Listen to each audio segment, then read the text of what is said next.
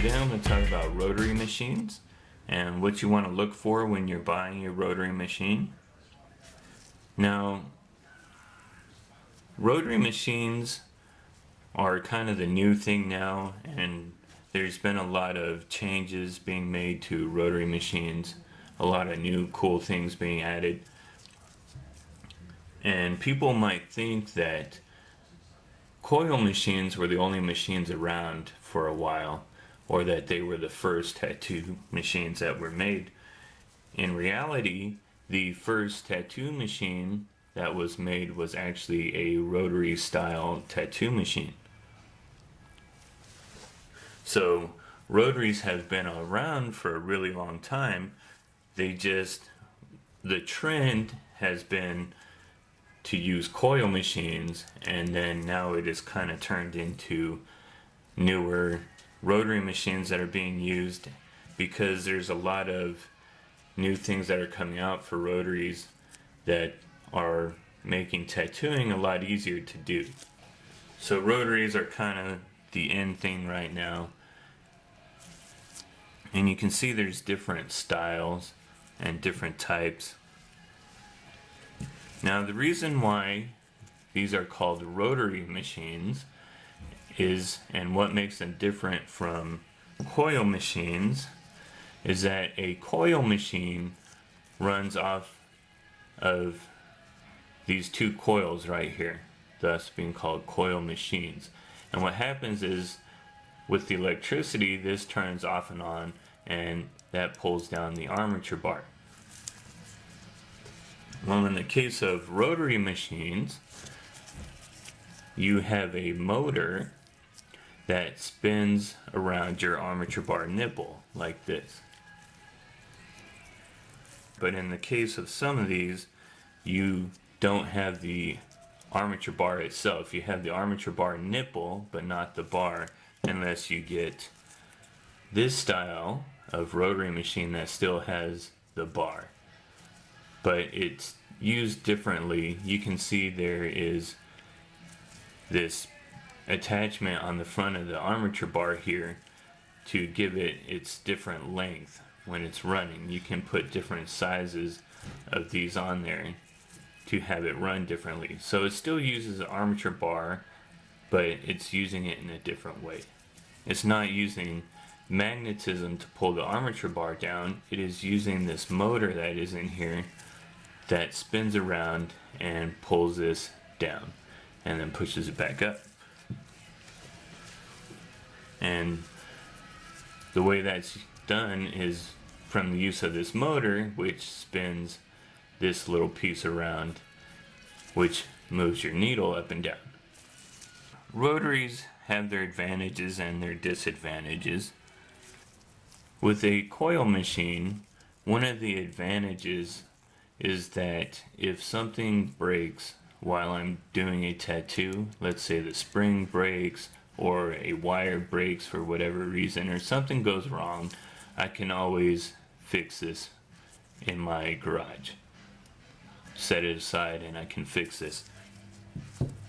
And with a rotary machine, that's a little more difficult. If you don't have that little motor in there that's for this rotary machine, and this thing breaks on you, then I'm just out of luck and I can't do anything about it. Or if a part breaks on this, I'm going to have to order a new part and get some spare parts for these.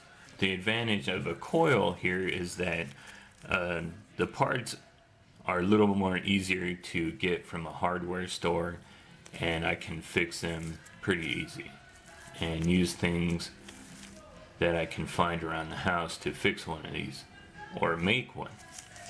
And a rotary is a little more technical. There's some parts in here that you can't just run down the hardware store and get. So you might want to keep a second machine around to replace one just in case it breaks.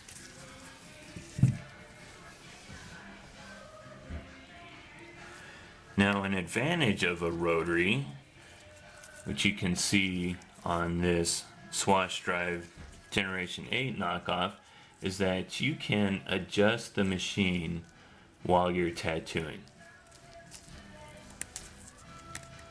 with a use of this give clip here. Now, if I push this all the way forward, that makes this very stiff, hard to push down. But if I move this attachment all the way back, I can push down on this pretty easy. And you can see that gives me more throw, and this gives me less. So if I need to make that adjustment to where I need some more throw, I'm going to move that back, and I can do that while I'm tattooing. And if I need a little bit, I can push it up 1 or 2. If I need a lot, I can push it up all the way. So I can tattoo and do lining, shading, and coloring with this machine. And typically with a coil machine, this one it's set up for shading, and then I would have a liner and a color packer. Now you can do several different jobs with a coil machine, and there are some machines that you can do all 3 jobs with in the coil machines, but it's just easier to do those adjustments on a rotary machine than it is to do that on a coil machine. Now, this is a hammer rotary. This is a swash drive knockoff. Now, the way this works is your motor actually goes up and spins around up here, but this motion up here spinning around causes this to go up and down. So you have that type of rotary machine. Now, this rotary machine, your motor goes sideways and it just spins around, causing your needle to go up and down. Now, when your needle goes up and down, you get this circular motion and your needle moves from side to side. So they try to make these so that your needle doesn't travel very far from side to side. And just like the camshaft on your truck, you can see this side's wider than this side over here. And the reason for that is you will get this unequal balance as your needle travels. It'll speed up as it's going down, and it'll take a little more to make it go up. So you'll have fast, slow, fast, slow. And you don't want that. You want a real smooth motion. So what they do is they put this little counterbalance on here so that where your machine would slow down, the weight will speed it back up, giving you an equal motion. So this Swash Drive Generation 8 knockoff is pretty much the same as this hammer rotary here, except for you can see the hammer rotary doesn't have any bells and whistles. It's pretty simple, and you can't really adjust this. But then this one has all of your bells and whistles on it. You have the give clip, and then you have the adjustment for your needle bar, and then you have your clip cord adapter here that has a RCA and the attachment for your clip cord. So this is like your rear binding post, like this, except for it has a RCA adapter on it as well. So if you're using a clip cord or RCA, you can use this. So you can make a lot of adjustments to this machine. This machine only costs $10. It's very cheap.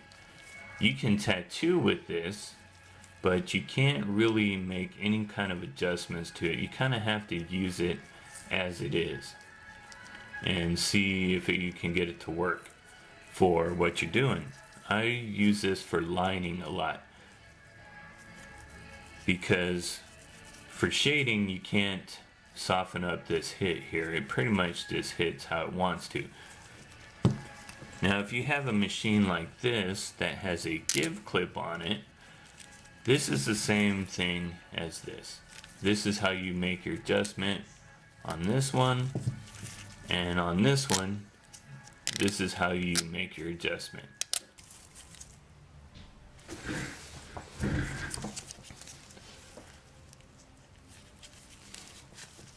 So on this one, you can adjust your give clip by moving this forward or back. This is your swatch drive whip, and you can see your motor is on the bottom like this, and it spins around, but it is attached up here to this piece that travels up and down. It's just like this one, where the motor's on the bottom, but it is attached to this armature bar on top.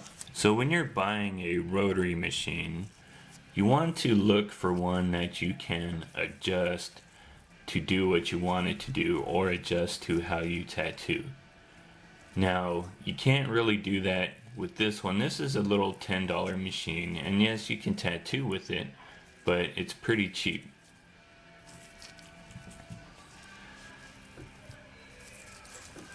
And on this one, I have to mess with this a little bit more, but there's not really a whole lot of adjustment you can do to this. It's pretty much use it as it comes, like this. Now, on this rotary machine, it's set up and you can't really adjust it while you're tattooing, but if I wanted to switch out this bar right here, I can adjust it that way. So I can make adjustments to this machine, I just can't do it while I'm tattooing. Unlike this one, where I could make adjustments, but while I'm tattooing, I can also adjust it. So that's an advantage, because if you're tattooing and something's not working right, or you need a little bit more, a little bit less on your give clip, you can make that change and adjust as you go to make your tattooing process a lot easier.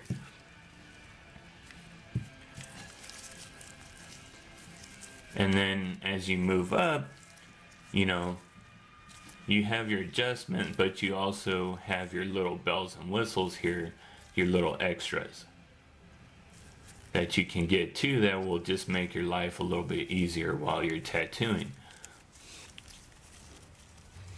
Now with a rotary machine, the more voltage you give it, the faster it will run. And the less voltage you give it, the slower it will run. So with a coil machine, the more voltage you get, the harder it will slam down, the harder it will hit. On a rotary machine, the more voltage you give it, the faster it will spin around. It'll just make it go faster or slower when you adjust the voltage. So that's the difference between your coil machine and your rotary machine. Now, a lot of people, when they first start tattooing and they're using coil machines, they have a hard time packing in color. And some of the reason for that is if you're buying cheap machines, that they're not built for packing color. You have to set them up for packing color. So an advantage to buying a cheap rotary machine over a cheap coil machine is that rotaries are a lot easier to pack color with. And especially this Stealth knockoff, this thing packs color like crazy. I don't even have to try, and this thing likes to pack color. And you can put a longer stroke on this by adjusting this bar, and the longer stroke will help you pack color better than having a shorter one on there. So just to show you kind of this hammer rotary machine, I'll use for lining. I don't use it for much else. This Stealth knockoff will do shading and color packing. I like to use this whip, swatch drive whip, knockoff for lining, but you can also use this for whip shading and shading also. And then these two machines I'm still working with. They're still pretty new. I still gotta figure out what I like to use them for. So all of these are knockoff machines. This machine was only 10 bucks. I've seen them selling these for around $40. Don't buy them at 40 bucks. Buy them at $10. If you're buying them at 40, you're getting ripped off. They're not a $40 machine. They are a $10 machine, and that's what they're worth. I would suggest that you buy some knockoffs first and see how you like the machine, see how it runs, before you go out and you buy a $600 machine. You know, they have some stealth knockoffs that are really good for a couple $100. You know, see how you like them. You might stick with the knockoff if it works just fine for you, or you might want to spend that extra money and get the machine with the better motor in it. Now, a lot of these clones and knockoffs have the same parts. They're just the same machine mostly as some of the more expensive ones, except for the expensive ones use better quality stuff. So you might have the same body but a better motor in the more expensive machine, and the motor might last you a lot longer than one of these knockoffs. This thing could burn out on you at any time and you would have to try to replace it. And probably if you buy a more expensive machine, you could probably send it back and have it replaced for you. Unless you buy a knockoff, then you're going to have to try to find a motor that you can switch out. Now, you can do a RCA adapter on a rotary machine, or you can get a setup like this where you can use your clip cord and your RCA adapter. But what you have to do, and you can see on this machine, is you have to be able to get to your positive and negative side on your motor here in order to hook up the positive and negative to a RCA adapter.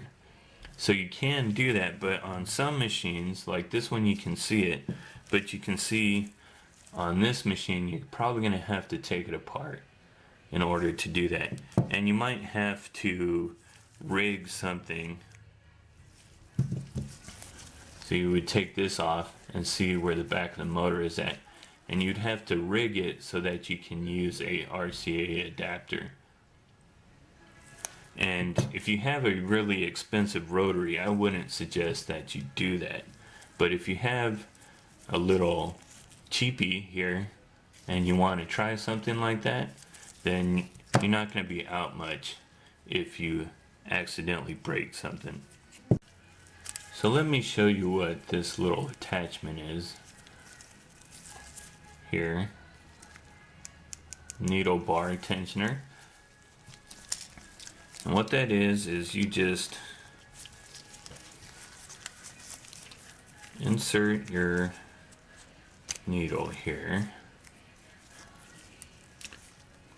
and put it on your armature bar,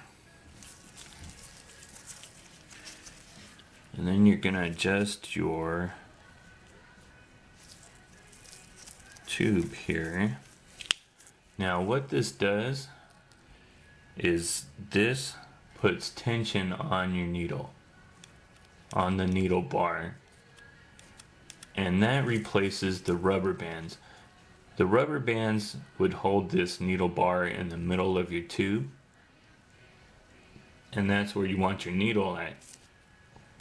But instead of putting rubber bands around this, what you do is you put this little wheel here, and this is a little wheel with a notch, a little groove in the middle of it that the needle bar should fit into, and you put that on the needle bar, and then you just turn this until your needle bar is running in the middle of the tube where it's supposed to be at.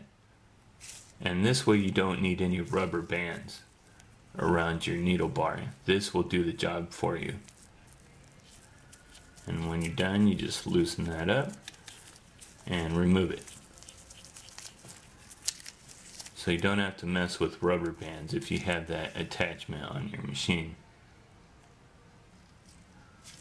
So you can see on this machine you have your RCA adapter, which you could plug in an RCA, but you also have this clip cord attachment here where your clip cord goes into there and then it just sits in here.